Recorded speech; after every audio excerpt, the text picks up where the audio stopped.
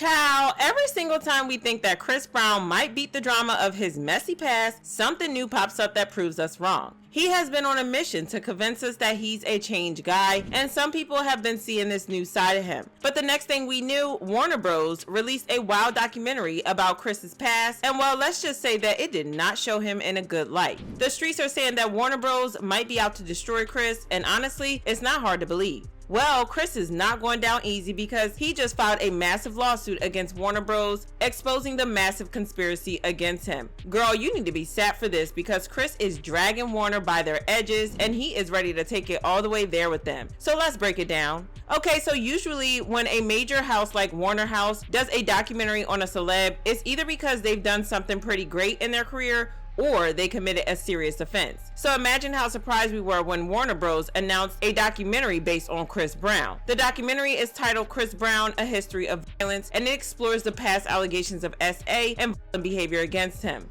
Well, Chris was not about to let this fly and he filed a lawsuit accusing them of unfairly damaging his reputation, especially due to the inclusion of a woman whose prior allegations were dismissed in court. In the lawsuit, Brown accuses the company of knowingly spreading falsehoods, false information for profit, the suit reads, adding that the film's creators were fully aware of the woman's discredited claims. However, Warner Bros. Is denying that they damaged his reputation. They say that there's a lot of information online about his legal history, so there's no way to prove that their documentary actually had any sort of negative effect on his career. They even brought up his conviction for the 2009 incident with Rihanna and how he got probation after pleading guilty. This is a very messy situation. On the other hand, they have a point, as the internet is filled with reports of Chris's shenanigans, starting from his altercation with Rihanna. Rihanna claimed that the fight started because she suspected that he was cheating on her. In an interview, Rihanna said, "I caught him in a lie, and he wouldn't tell the truth, and I wouldn't drop it. I couldn't take that he kept lying to me, and he couldn't take that I wouldn't drop it. It escalated into him being violent towards me, and it was ugly. I was battered, I was bleeding, I was swollen in my face."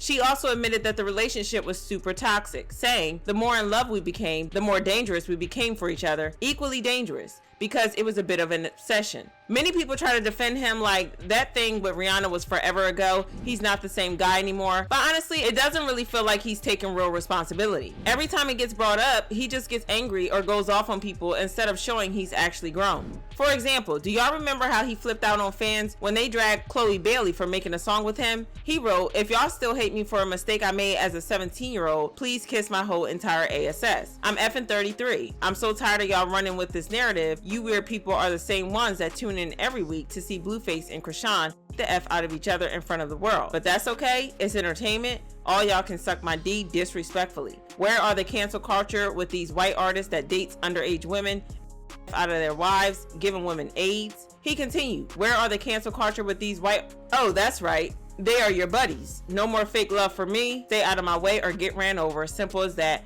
None of you, and I mean none of you guys, can F with me. But here's the thing. Rihanna wasn't the only one. His ex, Karrueche Tran, went through it too. Back in 2017, she filed for a restraining order against Chris after they broke up, and the stuff she said in those court documents was seriously alarming. She said he had punched her in the stomach and even pushed her down a flight of stairs a few years before filing. But she stayed quiet back then because he was still on probation for the Rihanna case, and speaking up would have only made things harder for both of them, but especially for her. Karrueche also claimed that Chris had threatened her life, telling her that if he couldn't have her, no one else would.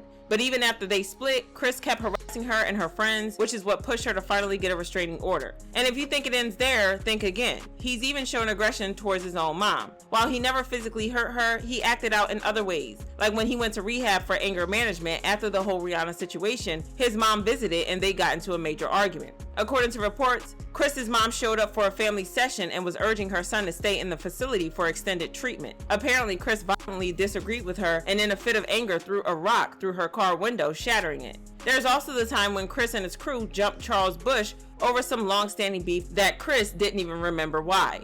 Charles claimed he was surrounded by 7 to 10 of Chris's friends who punched and kicked him. He also claims an entourage member known as Hood Boss threw a chair at his head. Charles wasn't the only one who got jumped because Larry Parker also claimed that Chris sent his friend Yella Beezy and co to F up Parker, chasing him into a dead-end staircase with a locked door. Parker says he was punched and kicked in his head for more than 10 minutes after Chris encouraged all of his companions to get a piece of the action. Well, they all filed a lawsuit against Chris, and their lawyer said, "We filed a suit last night alleging that on Saturday night in Fort Worth, entertainer Chris Brown, along with his entourage, attacked and brutally beat several men who had just attended his concert. Multiple police reports have been made. At least one of the men beaten remains hospitalized. Chris Brown reportedly has a long history of violence and has been arrested or accused of assault on at least 10 occasions. Enough." The lawsuit the Busby law firm has filed seeks damages on behalf of the 4 men brutalized, with the hope of obtaining justice for these victims and putting an end, once and for all, to the intolerable and thuggish behavior set forth in the lawsuit. Oh, and let's not forget how he tried to jump Teyana Taylor,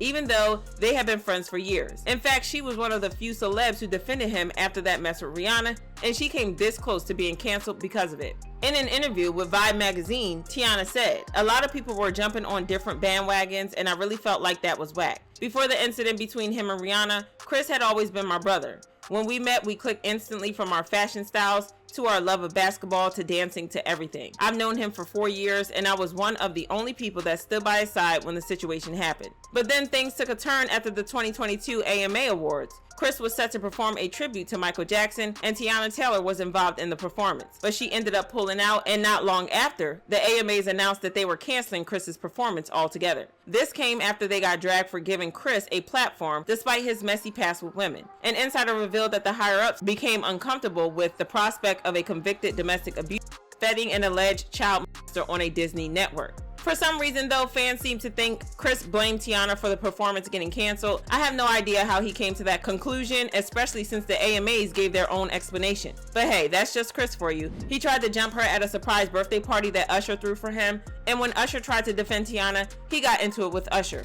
We could go on and on, but I think y'all get the point. Chris has a very long history of problematic behavior, and Warner Bros had a point about how it's all out there on the internet. But on the other hand, they were messy AF for making it into a documentary and including testimony that had been struck out in court. But I want to hear your thoughts about this, so sound off in the comments, then check out this next video.